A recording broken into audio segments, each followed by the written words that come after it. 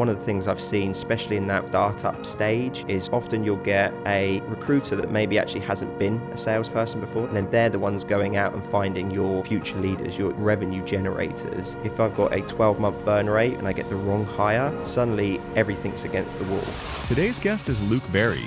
Luke is the co-founder, head of growth and GTM at How You Doin'. Luke identified a major gap in recruitment. Traditional recruiters often misplace talent because they lack real domain expertise.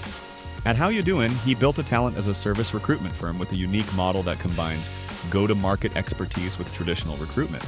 I always say I don't want to replace in-house. When I speak with in-house people, they go, we don't work with agency. I go, we're not agency. Treat us as you. We are your in-house specialists. We just have maybe a slightly different viewpoint to it. Someone stopped me and said to me, I've seen that you're in banking. I always thought you would be the person that would set up your own business and work for yourself and lead others. And I guess that subconsciously played on my mind for a long time. So when someone called it out to my face, I couldn't get away from it. A couple of words of wisdom, Luke. Like, what are the things that we should watch out for as founders on this journey? I honestly believe that my only regret. We're back in the Engine Studio for Founders Stories, and I am delighted to be joined by Luke Berry, who takes the accolade for the best company name we've had so far on the podcast. If anyone wants to challenge him, you're very, very welcome. But welcome Luke Berry from How You Doing, which can be said in my head a bit like Joey from Friends, how you doing? But actually it's how ya, Y-A, doing without a G, right? Yeah, exactly. Have I got it? Yeah. How you doing? So the first thing I have to ask you, Luke, welcome, of course. Thank you. But the first thing I have to ask is, where has that name come from? Why? To be honest with you, I think it all started because every time I used to pick up the phone, the first question you ask everyone is, right, how are you doing? But my co-founder is Scottish. So when he calls me, it's how you doing. And I don't know why, but I just thought it sounded more fun, right? Right. I've got a lot of Scottish listeners, so I'm sure they'll agree with that. Yeah, I hope so. So How You Doing is the company. Tell us, Luke, what is the business and what are the problems that you're solving? So the business is, we call it talent as a service, but you can think of it as a go-to-market recruitment firm. So the problems I guess we're solving or we're looking to solve is traditionally when I've dealt with recruiters, and I've dealt with quite a few, and I think they're fantastic. So I'm not throwing any shade at any recruiters. But what I tend to find is when you're going for sales role or very specialist roles in Fintech, actually the candidate is quite knowledgeable about the technical side of it. And the business owner or the hiring manager is quite technical. And what we kind of found is often maybe I was explaining to the recruiter all my benefits for him to then take that or her to take that to then the actual hiring manager. Yeah. So I got a little bit frustrated with it, to be honest with you. Maybe a couple of bad interviews, or not maybe so much interviews, but placed in the wrong place. And I thought, okay, like every good business, there's a problem to be solved here. Absolutely. So with that, we created How You Doing. It was two founders, so it was myself. I come from an enterprise sales background, payments, 15 years in payments. And then I reached out to Gary, who's my co-founder, who's probably the best recruiter, or executive search, what you want to call it, that I've ever worked with, and kind of approached him and said, why don't we create a firm where actually we do a two-part sourcing, where we've actually got someone who's led go-to-market, 1, 6, 7-figure deals, and then combine that with your knowledge. And by doing that, we can go and get off-market candidates who aren't looking, right? Some of the best people aren't looking. They're doing the business, or we can go and get on-market candidates, but vet them where he finds them. They go through me because I've actually done the role. Ah, what an interesting combination. And so the as a service piece, does this suggest that the model is different to the traditional contingent recruitment model? I don't want to pigeonhole us into one area, right? We're still growing. So we tend to do two different areas. So it will be more the contingent model where actually you work with us, we'll go out, maybe 1 or 2 key roles that we'll go and find. But then also we want to work with pre-seed, Series A, and then maybe people looking for Series B, where actually we come in as part of the in-house team as well. So it's either we are the initial talent partner or we're a combination with the talent partner. So I always say I don't want to replace in-house. When I speak with in-house people, they go, we don't work with agency. I go, we're not agency. Treat us as you. We are your in-house specialists. We just have maybe a slightly different viewpoint to it. Yeah. Okay. And so you'll have a talent partner that will go into a business on an embedded type model. Are you saying because you've got that combination of go to market and recruitment that you would work with talent partners who were able to have that technical knowledge that you were kind of missing when you were hiring? Yeah, exactly. So we tried to pair it up. So actually, what we do is you get the in-house recruiter, but we still have weekly, bi-weekly, or monthly, whatever stage you want to set it up, where you still then have essentially the business development lead, the sales lead that comes in, and and they work hand in hand with each other. So actually, the way there's three of us at the moment. So you've got me, like I said, more of an enterprise sales background. Gary's recruitment, and actually Grace, who's working with us, she's a former investment banker, and she's launched her own desk for FX markets. So you've got two technical people to one recruiter, and where we've both kind of driven that sales. I guess it's almost like free consulting, but we say we will help you grow. We attach ourselves to the business. So if the business doesn't grow, we're not going to be able to get people for you. So we're tied to the business, and we try and give our internal expertise to kind of get that revenue moving. I love it, and I actually feel like I could talk to you about it more, but ultimately this is founders' This is stories, so I'm not gonna let you get away with a 45-minute pitch. We're gonna delve into you now. I'm really interested in you actually, Luke, because you don't have a recruitment background and you've chosen to go into that channel. So I'm really interested to know a little bit more about your journey. Well, let's take it all the way back before we talk about what was before How You Doing. And you mentioned you were in the kind of fintech and you've gotten into sales. How did that happen? Like, what did you study at school? Like, what was your platform to get into selling? I have quite a unique journey, I'd probably say. So actually, I failed school. I was terrible at school. I'm sure you hear that from a lot of founders, right? They There's think, a mix, yeah. yeah, so you think slightly differently. And actually, I was a hairdresser. Right. So I left school, went into hairdressing. At 16 or college? I went in at 18. Right. So Okay. I managed to negotiate myself into college, even though I didn't have the Early results. signs there. Yeah. Yeah. Still didn't work for me. So I went into hairdressing. It's a bit corny, but I was a bit of an insecure kid. And the hairdressers that I went into, the first great haircut I got, it's like it opened me up to the world. I became so full of confidence. And I thought I wanted to be able to do that for other people. So I guess in a kind of naive way, I was like, oh, I can change people, how they feel about themselves. So I went into hairdressing. I did that for 5 years. And unfortunately, as all stories go, right, I had a motorbike crash. I broke my wrist, I broke my scaphoid, and the doctor essentially said to me, you can't really be a hairdresser anymore. By 30, you'll get arthritis, it won't be able to work. So after 5 years, failing school, first career, I pivoted and actually started in a Lloyds Bank call center. Right. And over the space of 10 What a years, shame. I know, and I loved it. But the reason I actually went into the banking is this is, we're going back 15 years ago now, but this was the case that people would love to come and see me and speak about everything.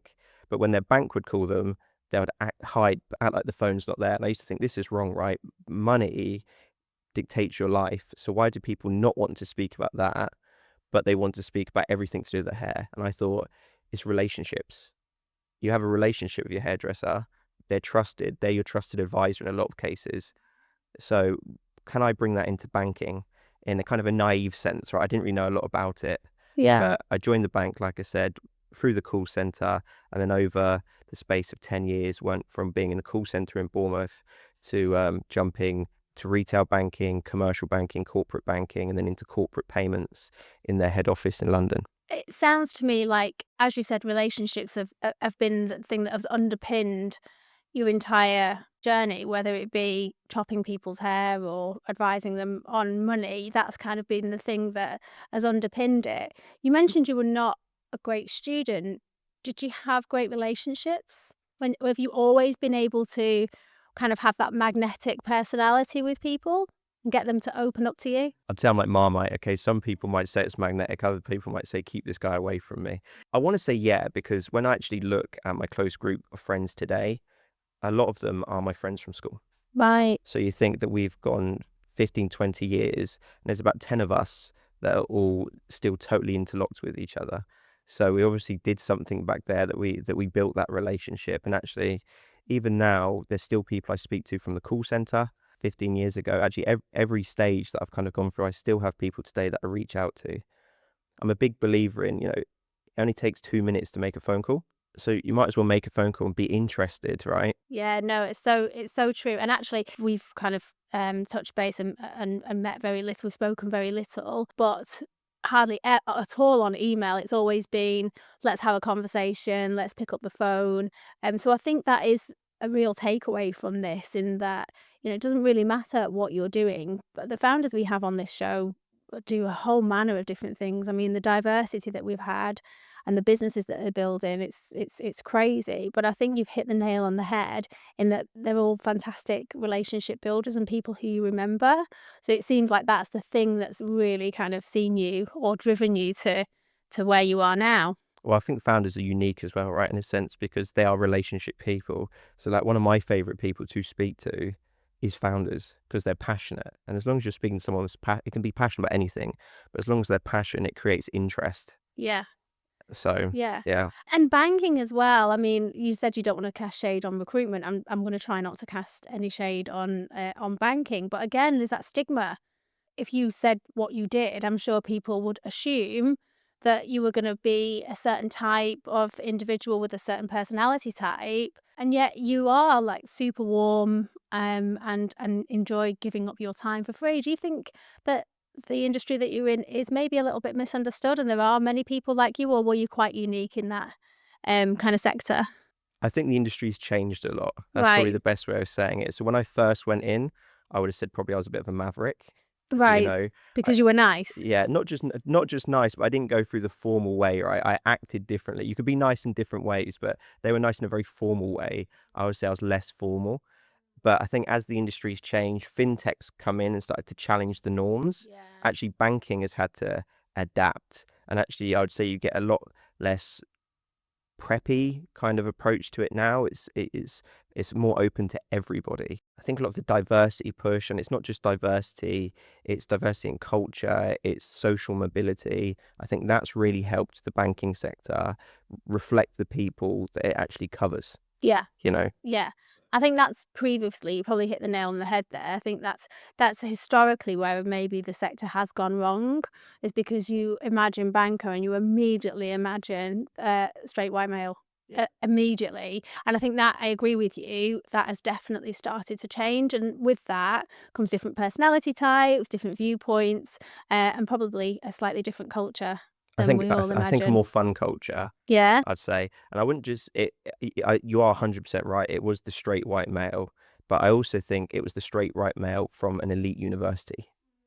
Okay, and now what you're starting to see is actually apprentice schemes be created.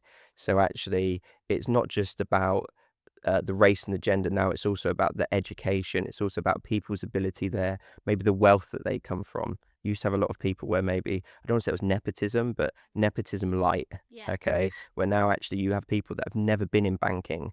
Maybe their parents were tilers or something like that. So they've gone from being workmen into banking, Yeah. and I think it just opens up a whole new area for them to tackle. Yeah. What a positive thing that, you've shed some light on there. I think we can all now adapt our thinking and the way that we think about banking. Maybe we should all just open our minds a little bit, and allow for this new fun culture. So let's take it back then. So you've not the best student, but a very happy kid. Yeah. Yep.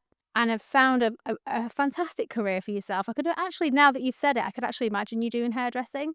And you've got great hair as well. Thank So you. yeah. I might have a chat with you afterwards. But and then unfortunately, bad luck struck, and you suffered an injury and had to come out of that. Was that difficult for you? Did you find that mentally quite challenging? Yeah, yeah. I even now, even though it was 15 years ago. Yeah, it's crazy how quick time flies. I remember speaking to my mum in the hospital just after the doctor had told me you're not going to be able to cut hair anymore, or you can, but it'll be until you're 30. And you think I'd failed school, I'd failed college, hairdressing was the only thing I knew. I had a dream of either becoming a college teacher, teaching hairdressing, because I loved the ladies at Bournemouth College. Shout out Bournemouth and Paul College, they're amazing. And so I either wanted to do that or own my own hairdressers. And suddenly, in that snap moment, you can't go back from it. So it's a life-changing moment. I was still, even though I was 21, I was still quite immature. So it was a real wake-up call for me to suddenly, like, okay, this is a pivot. So yeah, I have to admit, not scared to admit that I cried. I was in shock. I was crying. I'd say, but kudos to my mum for dealing with it extremely well. Yeah. So It is, and you're right. It's that it's gone in a second, and there's no coming back. That's quite a tough pill to swallow, isn't it? About anything when something is ripped away and we haven't had the opportunity to get used to it. It's a really difficult thing, and so some people never come back from that, but you did. You bounced back into something completely different. How long did it take from you having your accident to you rocking up in the banking world? I think it took me about 4 months. And actually, again, it is about relationships. So I was cutting someone's hair from Lloyds Bank, and he kind of planted the seed where he said, I've seen you develop over 5 years. If you put this much energy into the banking, you would be successful. And I didn't know how to apply for a bank. I was living in a town called Fordingbridge, which was like 1,000 people in the heart of the New Forest. I had no social mobility. I didn't know anything. And he kind of pointed me in the right direction. I pulled the trigger and shot, and luckily I hit the target. So And again, the lesson there is not everything that counts can be counted. So I think we're all guilty, particularly in sales. When you've had a career in sales, you can't help but try and make a return on investment connection with every single conversation that you have, and how can this turn into something. But the key lesson is to actually just be nice to people, be kind, build good relationships. Because if you hadn't have had that conversation with that person or built that relationship or left that lasting impression on them, you might not have known which way to turn after the hairdressing incident, and might have taken a completely different path and wouldn't be sat here talking to us now as a new business founder. So it is just, life's an interesting thing, isn't it? That's why I like doing this show, because the journeys are all kind of they're never straightforward.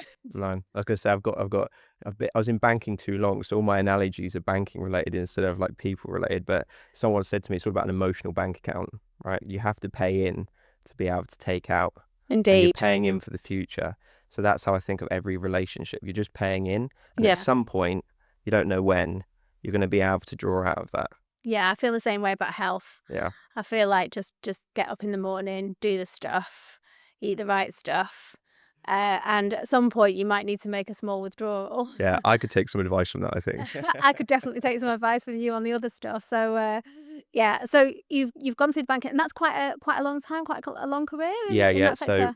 I did 10 years at Lloyds. Right, So, one employer. Wow. yeah, and I loved it. But luckily, I always say to people, when a business is that big with that many departments, actually you have businesses within the business, right? So I worked in insurance, I worked in the retail bank, I did the SME, so small to medium enterprise, then got into the larger corporate, and then payments. So actually each one was a defined role, different client set, different product set.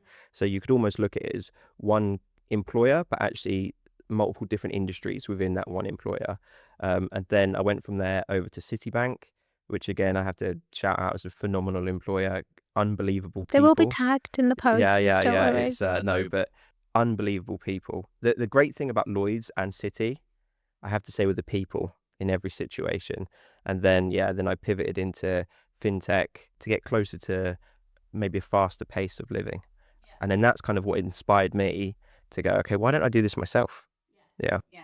I love fintech. I'm very passionate about fintech myself. I've done some time there, and it's something that I think is super interesting, especially with technology being the way that it is at the moment, and AI, because it means a completely different thing in fintech than it means everywhere else, because of the risks that it comes with so many negatives or potential negatives, as well as the positives of making things go faster. It also makes everything a lot more vulnerable. So I find it quite an interesting. Was it in fintech that you found that you stumbled across your issues with recruiters? Actually, I would say it was when I was looking to transition from banking into fintech. That's where I found, because I think because I naturally like to sell, right? I'm a bit of a salesperson. I think what they were doing, I was getting quite a lot of people going, okay, you're a great salesman. I'll put you in this role. You'll be great for it. But actually what I'd done was quite technical. So there was only certain alignments to it. So actually just chucking me in any old sales role wasn't going to work. Yeah. So that's where I said, yeah. And I wouldn't say so much issues. I had great recruiters. It was more just alignment issues. Yeah. Or you spotted problems that maybe you would want to solve one day, Yeah. which Yeah. is your founder wiring coming in, I suppose. And what do you have any thoughts on that? Do you think that you said that you network with a lot of founders, you enjoy speaking to founders. Why is that? Do you think that there is something different about the way that we think and communicate, or Actually, yeah, I think there's two things. Okay. I think one, it's delayed gratification. Okay. But I also think you see that in enterprise sales, right? Everything's a long sales cycle. So it's when you're doing a founder and you need to build something, you're having to look, what's this going to look like 6 months, 12 months, 2 years, 3 years? And then I also think resilience. You know, I've been, even in my current business, we've had it where maybe we've lost a contract, and some people that might have hit them really hard and they question everything. People take challenge differently. But I think actually the way that we look at it tends to be, what a great use case to learn from. What could I have done better? yeah. Yeah. Yeah, So great advice. Great advice, and the thing that can kind of really keep you moving forward. So I agree with you, the resilience, the delayed gratification, for sure. And you're not the first founder that I've asked that question to that's identified that as kind of a trait that you see in most founders. But the resilience piece, and I think for me, it's a forward thinking. It's the ability, not just the ability, but the desire to keep moving forward, and so taking those situations, those big lost deals or lost clients, and actually finding a way for those to become fuel too, rather than brick walls that you go into. And there's a lot of like, oh, just get over it, dust yourself off and go again. But actually, I think you're right that you can actually not have to dust yourself off. You can turn it into something positive and more fuel to keep moving forward and make you improve and make you better. So I think that's definitely a trait that I see across everybody that we see on the show, for sure. 100%. I think too often in sales, I'd see someone lose the deal and they go, okay, on to the next one. And I go, that's not the approach. Okay. The approach is, why did we lose that Yeah. deal? What can we do better next time? Because this client will come back around. Okay. So I want next time, next time they give us an opportunity, they see the step up. Yeah. So I think it is about moving forward. It is about dusting yourself off a little bit, but you need to take a little bit of that with you as You well. do. And there's actually, we could probably talk about go to market and go off on a complete tangent, because that's what we both love to do. That's what we do as our trade, as it were. But what I've found in running sales teams, and hopefully this is useful to sales leaders that are listening, we used to do the whole, right, okay, let's review our lost deals for the month and what went wrong, and you kind of feel like you're kind of hauling people into court, and they, it's your turn to stand up now and tell us all about your failures in public, and it really shouldn't be like that. What I think has changed for me is, hopefully I've become a better sales leader, so I try not to create that environment, but also it's the tools that are available to us, which take the emotion out of it and takes that feedback and those learnings into something that we can put into a plan and into our playbooks. I say with inverted commas, because playbooks are static things that don't really work, in my opinion, but into our mental playbooks moving forward. So I've found that the tools that are available now really help to do that, like Jiminy. So if we're doing shout outs, I'll shout out them, because that's been a game changing tool for me when running go to market teams. And it actually makes our closed deal retros a really positive experience. And we retro close won and close lost at the same time, because you've learned from both. So who cares what happened at the end? That's not what that meeting is about, or that session is about. It's about, let's look at our closed deals in general and take the learns to make us better moving forward. I couldn't agree more. Just to be honest, nailed it. Yeah. Yeah. Do you use Gemini? Yeah. Yeah. Yeah. There you go. See, there you go. They're not actually paying for this, by the way. I'll probably subcharge them. So Luke, where are we in the journey? So you are now in Fintech. Yeah. And so it's interesting actually that let's not call them issues then. Let's say the first time you identified an opportunity to fix something that was maybe a tiny bit broken. It's a long way of saying issues, was as a candidate. You were a candidate being moved from banking into Fintech. Yeah. And so that's where your first experience using recruiters was. Yeah. You say you kind of spotted some flaws there. Is that when you started to get the idea for how you're doing, or we're not quite there yet? It was frustration from the process, but actually, I won't say the person's name because I didn't get permission, but it's also from having a fantastic boss who had used a lot of recruiters.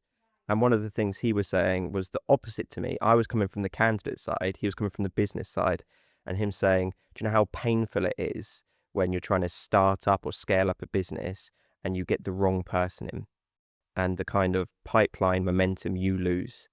And not just the momentum, the actual team momentum, there's a team element there, right? So I was kind of thinking, okay, I'm feeling this as a candidate. Actually, the hirer is feeling this. Clearly there's an opportunity somewhere between this, because there's only three parts of the transaction.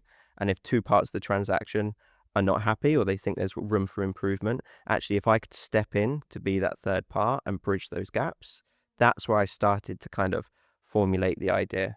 Fantastic. And how long did you stay in fintech for? I was in fintech for about 6 months, 7 months. So it was relatively quick. But actually, when I was at Citi, the product that we were doing, it was an odd one. They called it a fintech within the bank. So actually, it was a new setup product. It was ring fenced. They'd brought everyone in from external, or they'd blended mostly external with internal. Right. So it was more of a fintech product. It didn't sit in the normal org. So I kind of had that happy step from core banking to in-house fintech, if you would say it, to then into fintech. Yeah. But then, I just thought to myself, I was thinking to myself whilst I was in the fintech, actually, I really want to do this. Like, what, like, Talk to us about that moment then, because I always love to know at what point that light bulb went off, or like how the concept was born for the business. so again, it's a bit of an interesting story, but because it wasn't so much sparked by me as much as someone questioning me. And then I thought, and then, something plays on your mind. So I'd actually gone back to Fordingbridge. Okay. I was seeing, went back for a wedding, and I was seeing old friends, and someone stopped me and said to me, and said, you know what, I see you on LinkedIn. I've seen that you're in banking. I just never thought you would be the person that would go into corporate. And it wasn't a backhanded compliment, it was a compliment. But then they said, I always thought you would be the person that would set up your own business and work for yourself and lead others. And then when I left that, it was like plaguing me that I was thinking, hang on a minute, I never felt that I would be able to set up a business. My mentality after hairdressing was, actually, let me go into something corporate, let me go into something safe. I broke my wrist, so it was safety. Let me go somewhere that pays well, that's safe. I don't have to have the stress. And I guess that subconsciously played on my mind for a long time. So when someone called it out to my face, I couldn't get away I from it. love that person. Yeah, what a great thing to call out. It takes quite a lot of guts to say that to somebody. Like, you almost kind of saying, really? Yeah. Do you really want to do that? I didn't see that in you. And that they've seen something in you that you didn't even know existed in yourself. Yeah. It's a really, real pivotal moment then, Yeah. right? And I know that when I called Gary as well, my founder, I told him that story as I was pitching the kind of concept of doing it. So I knew that that was the moment, right? Because he was like, what's made you reach out? I'd love to do it, but what brought you to this? And I said, I got told 3 months ago, why aren't you building it for yourself? You're the perfect kind of person that could build for yourself. And I said, and I've just not been able to get this thought out of my mind. So yeah. Absolutely brilliant. I'm not saying I get frustrated, but it's a tiny bit disappointing when people can't remember that moment. So I love that you absolutely do, and will do probably forever, for the rest of the business. So you've called Gary because Gary's a great recruiter, so he's going to help you to be that kind of that double act, if you will, that Yeah. will. He's the product. Yeah. That's what I always say, right? He's the product. So he's an unbelievable recruiter. One of the best I've ever worked, if not the best I've worked with. Shout out to Gary. Shout out to Gary. I wish you could have been there. He can't be here because he's Yeah. busy, right? Yeah. But he's it's like little and big. He's about 6'6". Yeah, he's the product. But as I said to him, I was like, you're phenomenal.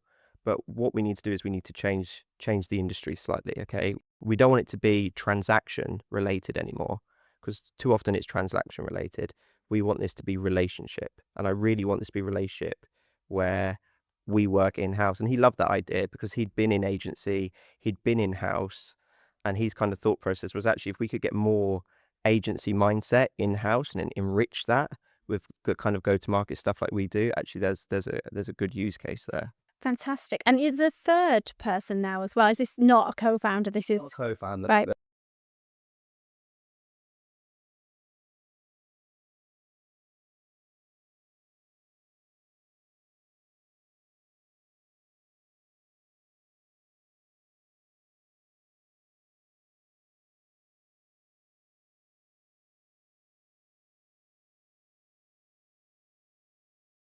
Yeah, I I would, do.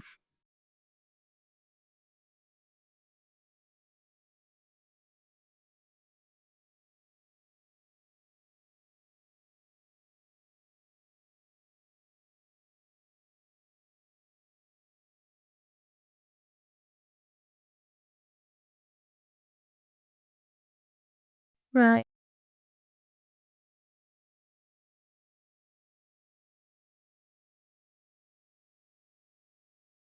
Yeah, another interesting story as yeah, well. It's yeah. like, how do you go from one to the other? You touched very briefly there on kind of home life. What does that look like for you now? I know you've come from a small town and you've moved around a little bit. So what does home look like for you now? Yeah, home life for me is an interesting one, I would say, because it's always been quite interesting.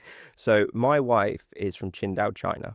Right. So she was over here doing a master's degree when I met her. I convinced her to move over here, did the sales pitch, right? And actually, the You're reason, very good. yeah, and the reason we moved to London actually is because she was trained to be a lawyer, Right. and she was like, the only place I'm going to be able to become a good lawyer is in London. So she forced my hand to move back to London. So we moved back here. We now live in Kingston Right. with our two little cats. But I have to give credit to Shu Yen because I do work now. It's the founder lifestyle, even though I don't recommend it. But it is like the 7 in the morning till 10 at night, and that can put, I guess, strain in relationships. But she's been phenomenal. I Is think she a lawyer? she's a lawyer. Yeah, Yeah. yeah. So she works long hours anyway. So it ties in nicely. Yeah, what a Yeah, power couple, right? yeah, You two are absolutely smashing it then. yeah, yeah. Oh, and you got two cats, no dogs? No dogs. I'm a dog person, but my wife is not a dog person. So Oh, I'm sure we can change yeah, that. yeah, That's really awesome. And often, behind these stories of success, there is well, I say often, pretty much all the time, there's a good team in the background that we don't see when we look at your website and we talk to you from a work perspective, which is why these sessions are really nice because we find out that actually there's a lot more going on and it sounds like you've got a good team there with the three of them and cats like supporting you in yeah, the yeah, yeah, background. yeah. Look, you're 100% right. You need to have a good team in business and a good team at home, right? 100%. Yeah. And I think the the business is unstable when it starts, so you're pushing on. So actually, it's the home life that kind of gives you the steadiness that you need to build off. Yeah, and I think when you do have that support at home, when you're starting something and it is uncertain and you can't make any promises and you cancel plans and you cancel holidays and all of those things, you don't realize when you have that, you don't realize how important that is. But ultimately, without that, I'm not saying it's impossible to build a business, but it's so, so much harder. And I meet fantastic individuals, mainly women, because I network in kind of women's groups and things like that, that I just think they're a founder through and through, but they don't have, rather than having somebody that is supporting them, it's more likely that they would get laughed out of the room if they even mentioned leaving their 100K a year job to go into a business. They would just be told that's not for them, or they couldn't do that, or they're going crazy, or even worse, being selfish. And so they never actually do it. And I do think there would be more founders around if they had the same support as I'm lucky enough to have, and you obviously do too. I would agree, and actually, I can only echo that.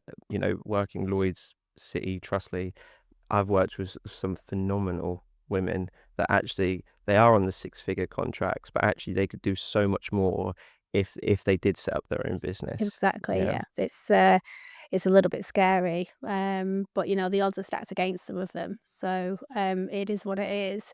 Cool. Okay. So you've now spoken to Gary. Gary's on board. Talk to me about the setup of the business. How did you go about that? Was that very quick? Did you just like, all right, I've registered on Company's House, I'm handing my notice in tomorrow? What was the transition like? So I was actually already in the market. So what I did was, because I was already in the market, it was set up the business, set up with Gary. Gary had because he was already in the recruitment space. So we had to essentially, he had to leave his role. I was good to go. So I was doing a bit of the building before Gary could come in. So you had to do the sales pitch on Gary as Yeah, well. yeah, Yeah. yeah, yeah. And look, he was at Preqin before, he was at BlackRock before. So he was in a steady job. He's just had his first son.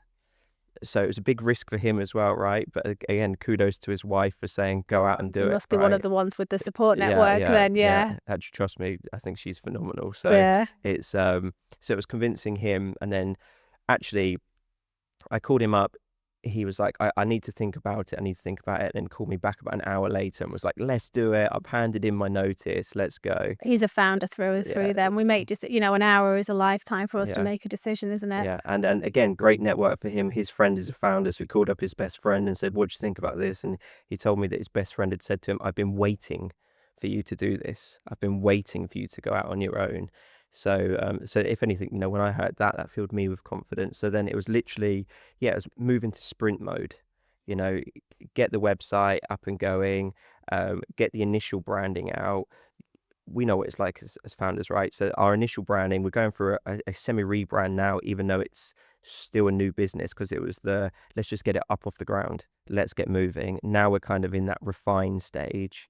Um, Obviously, kudos to Grace. She's come in. She's given me a lot of pointers. We'll Because say she's that got the way. brand stuff Yeah, going yeah, on, right? yeah, Which is a really good addition to the early team, to the founding team, is to have somebody who knows about brand strategy and messaging. Because if you get that wrong and you sending the wrong type of message and it's not hitting your ICP where it hurts, yeah. that is business suicide. And it's actually one of the things that a few of our clients that we've been speaking to that are builders, they come from engineering backgrounds. So they're going, we need more engineers. We need more engineers. It's actually, you really need a great marketer or a great branding person, because the build it and they will come doesn't really exist anymore, right? You need to build a foundation. You then need to go out, sell the concept, sell the idea, get those initial customers, and then listen to their feedback, and then work out what you should build, what you should change within that. And actually that branding piece, the story to the market, is so key. Yeah. So actually I think brand marketing, but especially in fintech, what I have found is a lot of people that do marketing, they think about working for Adidas, and they don't think about working for a payments company. So trying to get that blend of technical knowledge Yeah. and marketing. I wouldn't say the market's totally there yet, but it's Yeah. moving towards Yeah. it. But yeah. Yeah.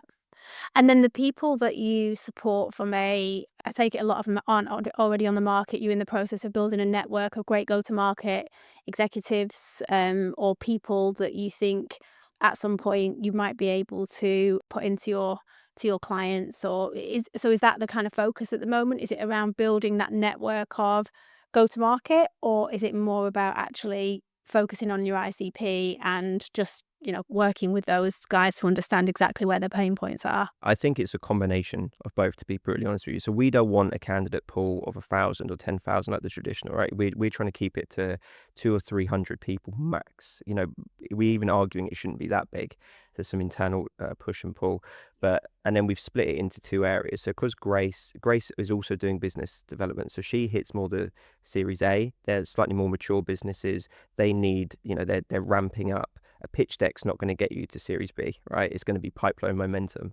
So she's targeting more those, and it's more headhunter driven, where my kind of background is I'm more dealing with the founders who are maybe just getting seed funding or just before pre-seed, and kind of giving them any kind of guidance, any kind of help. So when they build out that initial team, we will actually, like I said, come in and really help them do that. Because a lot of these times, these people are first-time founders. And the idea of hiring and doing it, often, we know this, right? The idea versus reality Yeah. isn't always the same. Yeah. Or sometimes they are right. They just need a second person just to confirm they're right. Yeah. So I'd say it's a combination of Gary's building out a great candidate pool, but we has to vet it.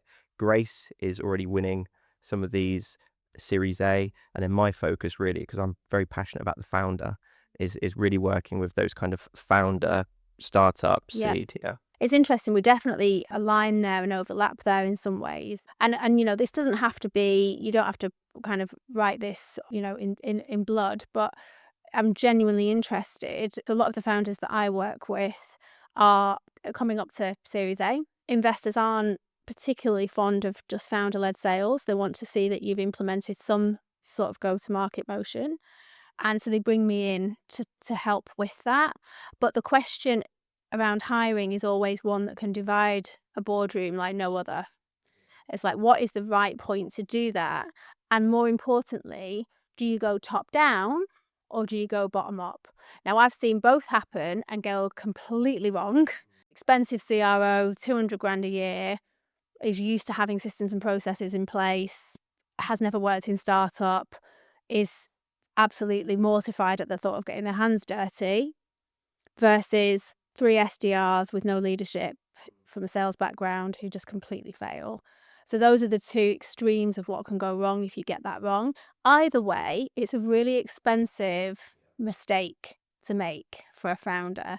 And that's why we see more and more kind of fractionals come in. But often again, if you invest their chips in consultancy, what they end up with still is nothing that belongs in their business. So that one can go completely wrong as well. They end up with a nice executive report around what they should do and they're no further along with it. So these are the issues that I see, and this is what I've built a business around, is helping to fix that founder-led sales to go to market motion without, as I say, without kind of, putting your name to anything too much. Calm me What's down. your opinion about that? Look, I think you're right in the sense that too often, if you're a founder, you might have phenomenal people that you've worked with in the past that are senior, but actually you really need to look at the markets that they've already been in. To your point, I've seen people bring in phenomenal managing directors that have maybe been at like a JP Morgan, and actually, did they do the sale or did the brand do the sale? Okay, and quite often you'll find it's the brand did the sale, but then vice versa. If you have no hiring experience, and I think this is the key point, is the hiring experience. If Interesting. you have no hiring experience, you're going to go and get a load of SDRs, but maybe they're not delivering SDRs. Okay, maybe they talk a good game, but you don't have the experience to quiz them on what they've actually done, what their actual deliverables are. So I think actually that's where kind of the people person comes in really key, because actually you can get a phenomenal fractional, you can get a phenomenal ND who's maybe at JPM but actually has that hunger, right? Who can do the drive. You can get phenomenal junior, but the cost of getting it wrong and the momentum growth. And so I think it's an element of, really, that's the element that we're trying to fix, right? Is that, or you're trying to fix in a sense, is we've done the role, we've got the experience, so we know what good looks like. I can tell, I've worked with phenomenal MDs that I know couldn't work in a fintech, right? When it comes to leadership, gravitas in a bank, large corporates will love them, but are they going to go and get the small and medium enterprises to actually sign on the dotted line? Probably not, right? Similar, I've worked with phenomenal SDRs that aren't closers. They can call 500 calls a day, but they're not going to be closing on it. So I think I don't think there is a right or wrong, but the one thing I would say is you need to get people with experience who have actually lived it to help actually find those roles. And one of the things I've seen, especially in that startup stage, is often you'll get a recruiter that maybe actually hasn't been a salesperson before. They've just been in recruitment, or they've been in a HR function and they've come in, and then they're the ones going out and finding your future leaders, your revenue generators. And as well as I do, if I've got a 12-month burn rate or an 18-month burn rate and I get the wrong hire and they're with me for 6 months, suddenly everything's against the wall. And I've even been approached before as fractional, where someone's gone, we've got 4 months, you need to get us a client in 4 months. And I've had to tell them the harsh truth of, your product is a 2-month implementation. So essentially you're saying, go and get me convinced to sign up in 2 months. It's not going to happen. No, it's unfortunately the biggest reason why most startups do fail. And so it's very, very important to get it right. And without wanting to plug how you're doing specifically, I do think that's, for me, what I'm getting for you, having not known much about your business prior to this session. That's the problem that We're solving, you yeah. can fix, and that's really where the value is. And I actually think where AI is going, you're going to find more how you're doing. So it's not just a plug for my business. There's other businesses out there that do it, where actually you're finding more people that have been in industry going, actually, I've really enjoyed this. Instead of now working with clients, I want to be on the client's side. So let me go in and actually let me help them build their teams. Because there is so much more to the go-to-market strategy, and we're seeing the roles change so much now as well. All these GTM operators are very different skill sets, very different backgrounds to your original SDRs, AEs. They've all very or RevOps. We've thrown all of the elements up in the air. They're all still there, Yeah. but they're landing in a slightly different shape now, Yeah, which is really 100%. interesting. One of the things I am also seeing a big push into is the AI recruiter in-house. But all I keep saying to people is, like, I love the concept of it, right? But too often what you're going to find is you're going to have me use an AI to help write my CV, then use an AI to help actually screen me. Then an AI will screen me out. And then once I get past the screening, I'm now going to have an AI agent call me up and do the initial interview. It's like there's so many steps in the process where there's no human element, there's no relationship element to it. And I think maybe at a higher end where your business is already doing really well and actually you're trying to maintain, that works. But I think in that kind of startup seed, I think as I said before, if you're Series A and you're trying to get to Series B, an investor doesn't care about a pitch deck. They care about sales momentum and pipeline. So you really can't make a mistake on the sales front.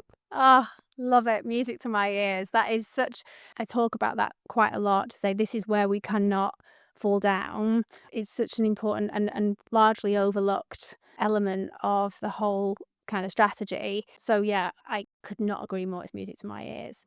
And I also think there's definitely now, the business name is perfect now because you're all about relationships. Like, so Yeah. how you doing? Yeah. How are you You've doing? nailed it, right? Yeah. So it's the I love that.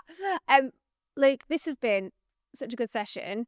I can't let you out without asking you. I know it's a new business, so I don't want to apply too much pressure right now, but where's it going? Like, what's next for you? What's next for how you doing? Okay, so I think what's next for us is, so we have a very strict business model that we're trying to apply to, right? So we're bootstrapping it.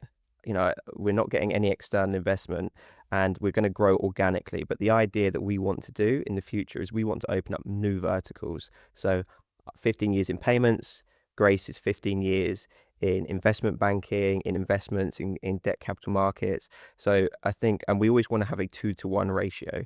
So 2 specialists to 1 recruiter background. So what we're looking at next is continue to grow the pipeline, continue to get the deals in. We're getting a lot of forward momentum. So then what's the next vertical that we want to look in? We'll keep Gary exceptionally busy until it justifies getting another recruiter in and then open up a firm. So, and that's the route that we want to go down. We want to be vertical aligned. So you always have a person that can speak your language. If I'm going to talk about gateways, I can speak with a company that's setting up gateways because I've sold it, I've lived it, I've implemented it. And that's what we want to do. So we never want to become a real recruitment company. I always want to kind of stick to the motto of talent as a service. Yeah. So Yeah. that's where I want to go. And then just see forward momentum. And I think those, even though it's important to be open to change, those rules that you set, I think I would just stick to that because when you're talking like that, I'm sure everyone else just got the same sense when they're listening to this as I just got, which is this is going to work. Like, it's going to be successful because you've got those kind of, this is what we are, this is what we stand for, this is the model, 2-to-1. Stick to things like that and don't let yourself be, thrown in all different directions. I think it's a fantastic idea and a fantastic model, and I think it'll be super successful. Can't wait to see where you go with it. Touch wood. I'm sure that people will want to also reach out to you, whether it be around their own go-to-market strategy. Hopefully there's lots and lots of founders and wannabe founders listening to this, and people that are between funding rounds and things like that. So if they want to talk about their own talent, I strongly suggest they get in touch with you. As a new business, I'm sure you're very reasonably priced. So good idea to get in there now, I'd say, for those guys. Leave us on a couple of words of wisdom, Luke. Like, what are the things that we should watch out for as founders on this journey? I get, like, words of wisdom are a hard one. All I would say, maybe I'll speak to the pre-founders, right? Which is that are listening, or the people thinking of doing it, which is just go and do it. Today, it's never been easier to set up a business, right? It's never been easier to go. And I honestly believe that my only regret is not doing it sooner. It's not believing in myself sooner. And I guess that could apply to founders as well that are looking to scale their business or believing about scaling their business. Believe in yourself, believe in the team. Don't be adverse to change. Change is a good thing. Everybody loves change. They just hate to feel the change themselves, but embrace it and move at speed. I concur completely with not the regret, but if I could change one thing, it would have been to set up my own company when I wanted to do it, which was 3 or 4 years ago. But I had the silly voices in my head, the lies that you tell yourself that it can't be done. And yeah, I echo that. It absolutely can if you want it enough. But what a great session, Luke. Thank you so much for coming and speaking to us.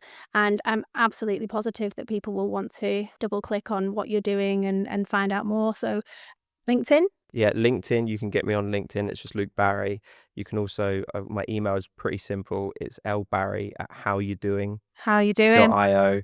So it's super simple. Or look at our website. So if you want to chat, if you want to build a relationship, if you want maybe a little bit of a haircut, Yeah. or to talk about your go-to-market team of the future, you're your guy. I always say to people, look, have a chat with me, okay? You're not tied into a contract by having a chat with me, and I'd love to hear about your business. That was one of the great things about my old job. I got to meet 200 people in 1 year about their business. So it's free to speak with me. I just want to hear about your business. I want to hear about what you're doing, and I want to feel the passion. So yeah, reach out to me. I'm always open. Luke, the best of luck with everything, and I'm sure this is the start of a really good relationship. So thank you so much.